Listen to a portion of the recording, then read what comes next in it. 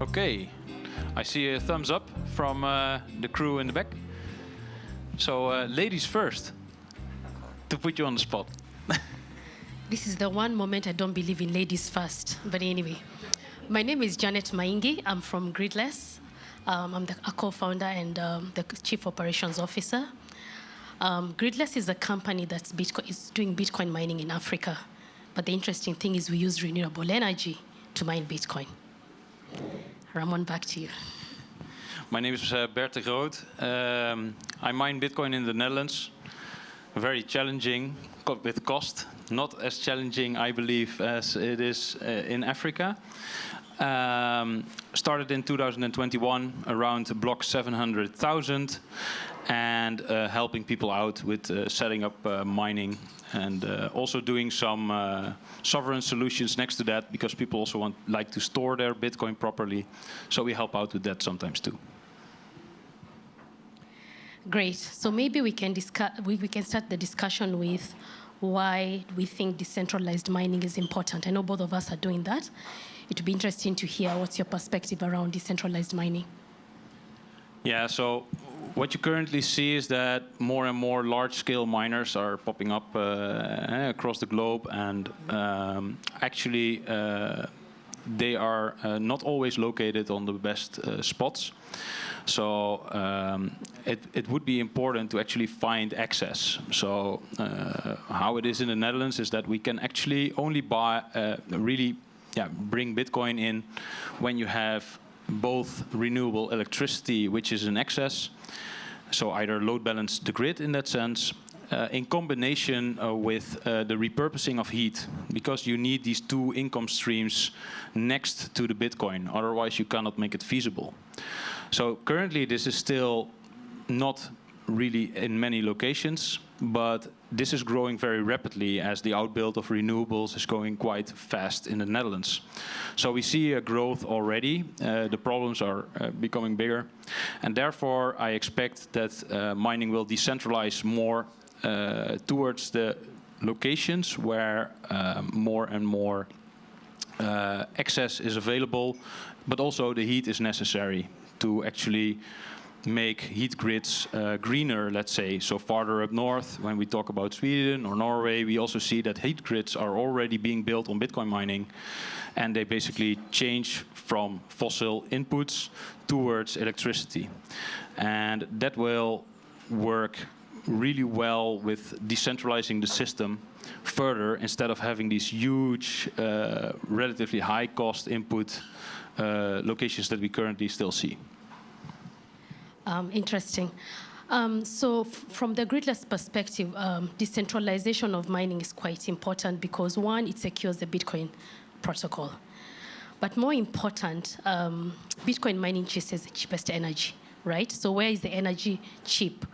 Possibly years ago, I think there was a lot of focus on North America because, like Texas, they had very good prices when it came to the cost of energy. But we're slowly learning that when you look globally, there's a lot of renewable energy that's untapped. So it's being produced. It's what I call pocket. There's a lot of pockets of wasted energy. Nobody's utilizing this energy, but it's being generated. And therefore, we're finding that as you go across different spaces, and especially in Africa, renewable energy is readily available and quite affordable. Like it's a cheap source of energy. And that makes it very attractive for Bitcoin mining. And beyond that, the other thing we believe in, apart from decentralizing, with the decentralization of mining, it's allowing us to catalyze electrification of rural Africa. So there's a lot of homes in Africa who do not have access to electricity. I think the last time I checked the statistics, it was about 600 million Africans don't have access to electricity. This means they don't have one single light bulb in their homes. Right? So that's why decentralization of Bitcoin mining is quite exciting for us. Yeah, so what I actually found interesting, I just saw your speech also, is that you actually bring the electricity price down for the people that are consuming electricity there. How does that work? Yeah, so when you come across these mini grids that exist, because they're already in existence, right? And you know the capex, the cost of setting up a mini grid, whether it's hydro, is quite steep. So the partners we come across, they've already set up a mini grid. They're running it. possibly not at full capacity because then the consumers around them are still in rural Africa, which means they could be having other priorities for them, for their survival. So electricity might not be the first thing they would want to purchase with their income. They'll be focused on feeding their families, getting their children to school, clothing their children. And so electricity, as much as it's important, is not it's not a need for them at that stage. So what we saw with one of the partners, like in the site in Kenya, once we partnered with them, they were already at 40% in terms of production, but they're only utilizing like 10% of it.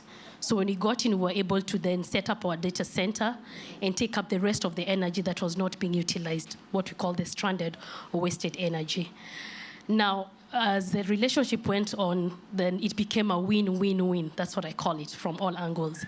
Because as gridless, we're able to make our money. We're profitable. And then for the power plant producer, he suddenly is economizing energy that he was not getting money out of it. He could produce it every day, but get 0 shillings or $0 out of it. Now, with gridless coming in, that part that we were purchasing it for Bitcoin mining, we were able to pay him for that electricity. And again, he can get it either in fiat or in Bitcoin, depending on how excited he is about it. But what was more exciting is for the consumers. So we've seen consumers grow in that area where initially there was, I think, about 500 homes. And with us coming in and being able to partner with the energy provider, he was able to purchase more meters, expand his infrastructure, and be able to power up more homes, and also a tea factory. When a tea factory was powered on, that means employment. And also for the tea farmers, they have somewhere to take their tea instead of losing their produce every day because it doesn't go into production. So with that happening and the power plant being able to economize the electricity, they then went back and actually reduced the cost of electricity for the consumers. Yeah, so a similar thing is happening, of course, in the Netherlands. We have a lot of stranded energy now with a lot of solar and a lot of wind being switched off. When there's less demand than there is supply, and this is ever increasing. And currently, these costs that are made are basically being offset into still subsidized by the government, let's say, turning these big big farms off, so the wind farms off, turning the solar farms off, and what you then see is that that is not sustainable in the long term. So this excess electricity, you would actually like to use it. So therefore, we see now already in small scale more and more implementations at the home level. So people actually say, I don't want to deliver back on the grid. I just want to consume my own electricity, because if there are negative prices, I want to actually consume, so turn on the miner. And actually in the winter, I also want to electrify part of my natural gas heating. So that's on the small scale. But on the larger scale, you also want a base load consumption where you can actually use this excess of solar and wind and then put it into something productive, and then the energy supplier actually earns some money on it. So in the Netherlands now you see some build out of quite some megawatts across the country already at locations where we can stabilize the grid with Bitcoin mining. It's not really public yet, so you don't see it in the news much, because the miners in general, they don't want to go public with this, because they are afraid of two things currently. That's either increasing regulation in the European Union, because in that sense we don't really know what's going to happen, and it's quite expensive, and the expense of a container like that that's being placed can be millions of euros, and you could basically just load it on a trailer and you're rich. So I think this is also a challenge that at least we see, but how is that for you in Africa? Because the machines are rather expensive, right? So how do you deal with this? Definitely, setting up a Bitcoin mining data center is not cheap. So this, and I guess we know there's possibly 2 or 3 main suppliers globally. So we do buy our miners from China. Of course, I keep saying when doing business in Africa is basically an extreme sport, right?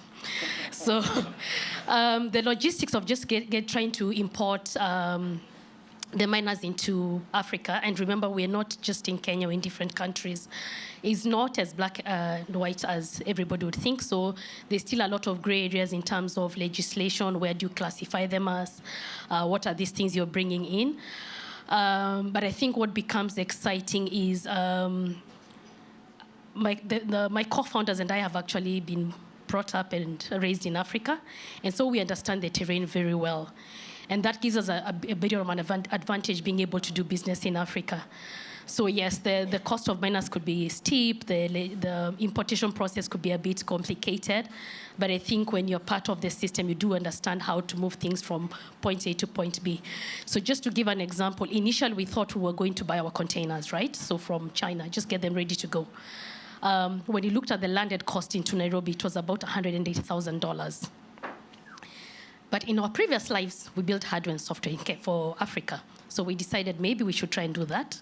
And we're actually building our containers out of Kenya at a quarter of the price, right?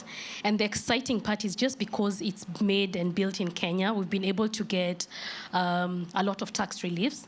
So being able to move the containers within ECOWAS, which is the East and Central Africa kind of space, and they've been actually exempted from duties and taxes.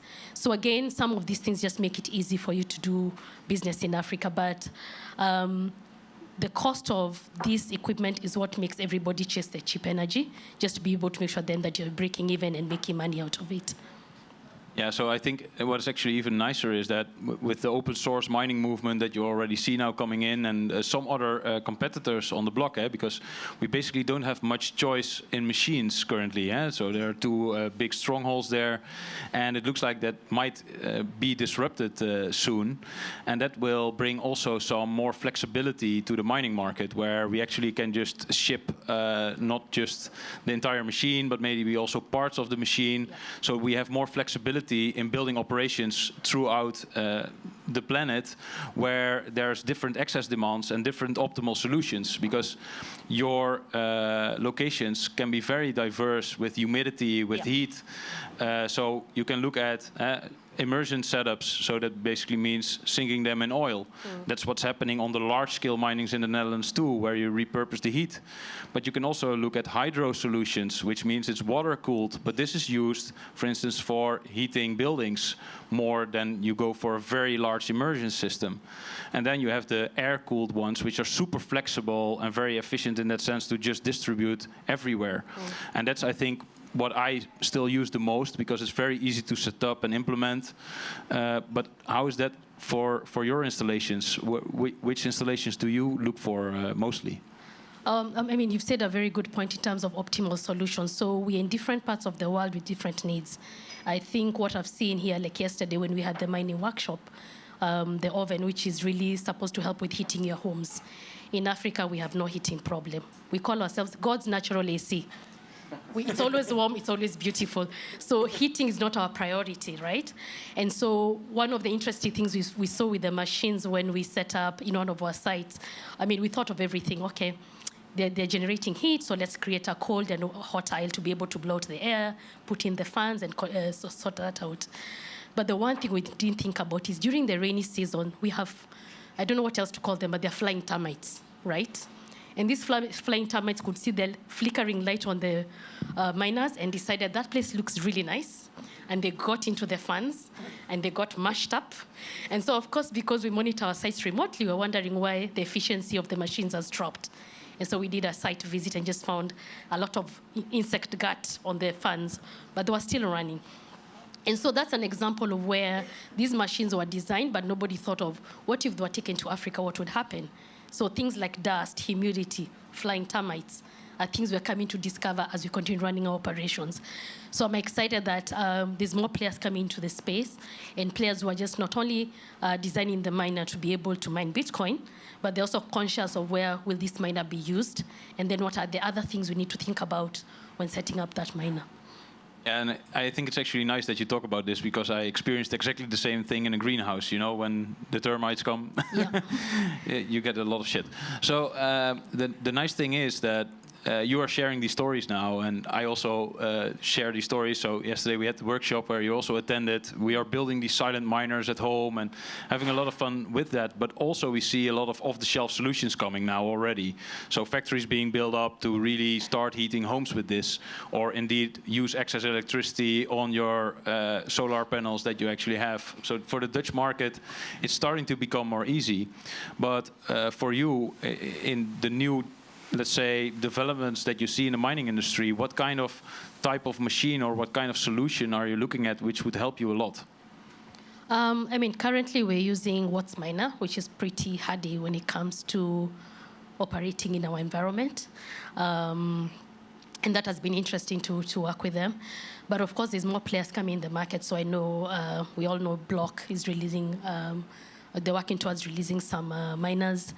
And so, of course, we currently don't have a preference because that's what we're working with. But as the new players come into the market, we'll definitely go into some R&D mode, just try to run a few machines from the different vendors and see what really works for us in our environment. So taking into consideration dust, heat, humidity, and also repairs, because our sites are very remote. I think if you were in my earlier presentation, I told you Bitcoin mining is not sexy, right? We're in the middle of nowhere. So if I give a picture of where our Zambia site is, you take a flight, and from where you land, the nearest airport, you take a 12-hour road trip to get to the site. And the closest town to that site is 2.5 hours away. So if you forget anything, you're done, right? So if you try and picture that's how remote we go in terms of Africa, then we also have to think about machines that are actually robust to be able to handle those conditions, but also require very little support and maintenance, so they can allow us that we have enough time to be able to access them, because we run all our sites remotely, so we don't have a team sitting in any site. We just possibly every quarter visit just to make sure everything is running well. So with that remoteness, it will be exciting to see products that are very robust and very hardy to handle the interesting terrains of Africa. Yeah. Yeah, so last year we did a lot of home mining sales. So we basically refurbished these really old machines. They are called Antminer S9s. And we were refurbishing them yesterday also with some silent fans. So you could actually put them under your desk and have nice warm feet here in winter. Yeah. And there's some people here also that do that. And we sold hundreds of these machines, and it's really fun because the machine is more than 5 years old. Like, it's 5 to 7 years old, and it's still running. So what you see is these very robust machines that were built a couple of years ago, that became a little bit less. So what we saw with Bitmain is that the quality became a little bit less over the years. So also the technical people that were working there, some switched to WhatsMiner, and the quality actually of the WhatsMiners became increasingly better. So therefore also we started to also sometimes implement WhatsMiner, but they're rather costly. So it gives you a lot more investment cost. So that's also a challenge. And then seeing a new market coming in, a new participant in the market, it would be really nice to see some more challengers in the mining space. So I think for us, and also maybe for you, it would be really nice that we see more competition there. So the prices would drop a bit, and we can actually have these miners that are very robust and last a long time. Because that's what you actually want in the end. Computers that go for a long run. For a long time, yeah, exactly. It would be interesting to hear your perspective, because there's always this controversial conversation about Bitcoin mining, and it's destroying our environment, destroying our world. What is your perception around that? Yeah, so for me, it's actually really weird, because when I started mining in a greenhouse, I got a small camera team from the local television station to come and check it out, which was really nice. So I could rewrite the script and actually explain mining properly, because there's a lot of bad information out there.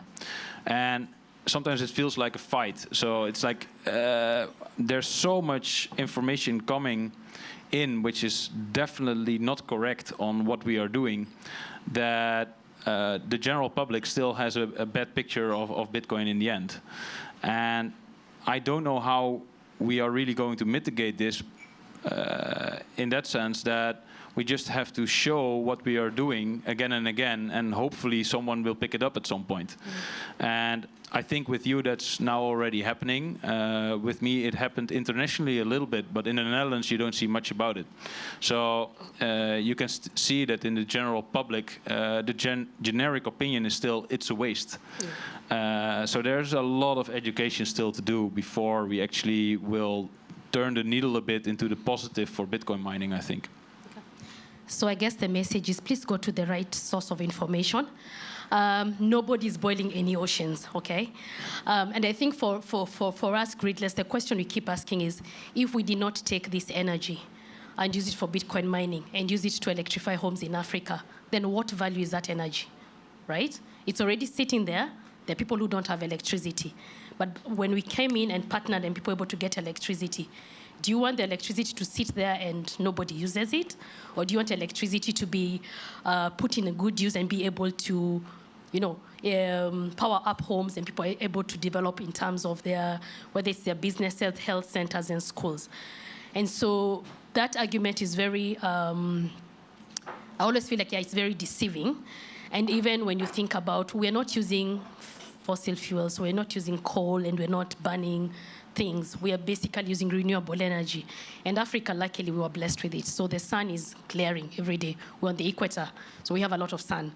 We have a lot, because of the Rift Valley, of course, we have a lot of hydro setups because of the hilly areas, the mountains. And these are natural resources that are going to waste. So it's already wasted unless we make use of that waste. So please look for data sources that send us the right direction. Yeah. So if you look at gridless, you have not that many installations yet, but what do you think the future will bring for you? How many installations are you aiming for, or what are you looking for in the terms of growth? Which countries do you see that you can onboard, and then how many installations, how much potential is actually there? We're targeting 52 countries, that is Africa. So it's not a specific country, but the entire Africa, we believe there's a lot of potential for us to be able to work in it. But the one thing we're very aware about is we can't do it alone. So 2 years ago, we were part of the pioneers who set up GAMA, which is the Green Africa Mining Alliance. And this is basically bringing all the other miners within Africa together under one umbrella, where we can share ideas, and synergies in terms of whether we are to buy equipment, how to set up. And actually, we had the first African Bitcoin Mining Summit last year, where we released the blueprint of our container, because we believe other people in Africa can do the same thing and be able to push this agenda. So we currently are running out of 3 countries and using hydro, solar, geothermal, and biomass. But that doesn't stop us from going to other countries. So we get the calls, we go and scope, and if the business makes sense, we are ready to set up. So the beauty of it, we operate out of a container. And remember, Bitcoin mining then becomes location agnostic. So we put our container on a truck, flatbed it to where it's needed. And even when that community grows to a level where they're utilizing all the power that's being generated, we're ready to pack up our container and move it to the next site that has wasted energy. So our priority is always the community comes first, businesses come second, Bitcoin mining comes third. So where those two grow beyond what is being generated, we'll park our trucks and move them to the next location. Yeah. So next up, there are 2 mics there. So Mr. Aqua, can you give the mic to someone who would like to ask questions?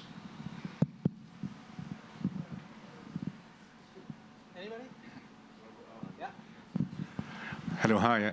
I was just wondering, you mentioned that one of the trucks, or one of the rigs, would be 2.5 hours from the closest village, but they're worth a lot of money. So are they sort of bolted into the ground, or? No, Africa is pretty secure, by the way. So, and what we've seen is, especially in the communities we've set up, when they understand the value of that container in terms of what value it brings for them. We're getting electricity, we're getting health centers closer to us, we're getting schools closer to us, getting powered up. They protect it, right? I think they have more investment in it than we do. they're very concerned because they know this is something that has brought value for us. But it's just basically a shipping container that has been customized. You have your miners in it. And of course, you lock and bolt, but it's pretty secure. Possibly we operated in sites that are huge, so maybe 2 megawatts or something where you have more containers, then we'll think about security. And then luckily we host them within the same compound as the power provider. So again, they already have a setup existing, which means it's easy to be accommodated slightly on the side. So we've not had a site where the container is sitting in the middle of nowhere on its own. It's always within the power plant provider. So actually, this is funny because in the Netherlands we often build GPS into the machines so that we can actually track them down if they would ever be stolen. And what we also do is that some of the sites, which are of course solar parks, for instance, they have really good security these days because there have been a lot of copper thefts throughout the years. So you see that that's also becoming, in that sense, a positive development. So I was wondering, actually, question for you both: do you have a lot of competition already, or are you the main ones in your areas? Are you the main one in Africa, maybe doing this, or do you already see a lot of competition popping up? As I mentioned, there's Gamma, so there's about 12 companies now who are part of Gamma. So there's competition in the space, but I think what makes you stand out is really operational efficiency. So we can be, we'll think about T-shirts. There could be so many people who produce T-shirts today. The reason you'll go and buy a Nike T-shirt versus a Janet T-shirt is because possibly you say there's a brand, they've been here longer, the T-shirt's quality are good. So there's all those things that people look towards, right? And so for us, and I'm sure this is also similar to Bert, what matters is operational efficiency because Bitcoin mining relies on that. So what is your uptime? Right? And if you can work towards that, so your uptime, your machines are running efficiently, they're serviced at the right time, all those things now make you a different player in terms of competing in the space. Yeah, so for me, there's not much competition on what I'm doing yet, but some people are starting up, which is good. But also, if I get, so I aim at small to medium-size installations for our company ourselves, but the larger installations I sometimes consult. So then we actually take different companies that actually facilitate hardware in combination with the setup, let's say, and then we compare them with each other to actually check what is the best solution for the specific install at that location. And this can, of course, then be very different with immersion, hydro, or air setups, because there are different parties specializing in different setups. So you already see this taking place slowly, but I think there's still a lot of competition that needs to be built up in this aspect. Thank you.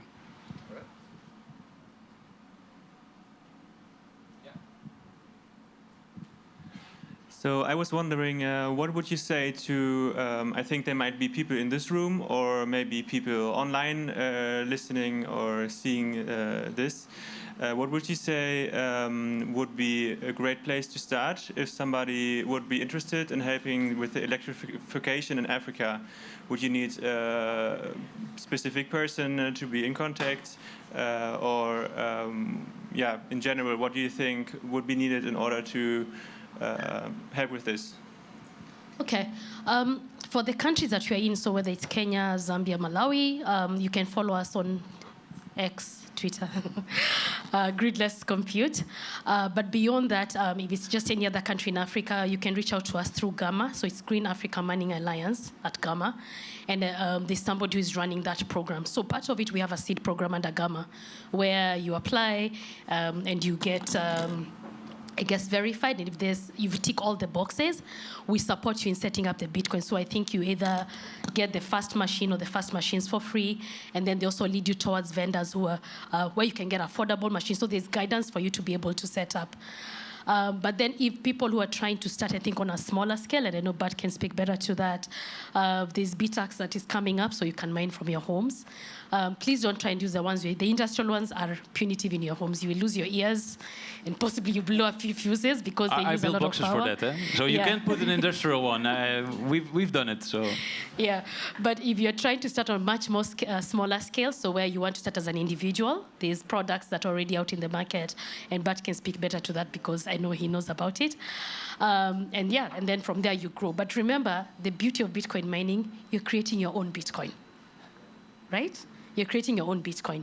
So if you just want to start small, go ahead and do it. Don't second guess it. Yeah, so it's already end of time for us, if I saw the time well. So thank you very much all. Thank you.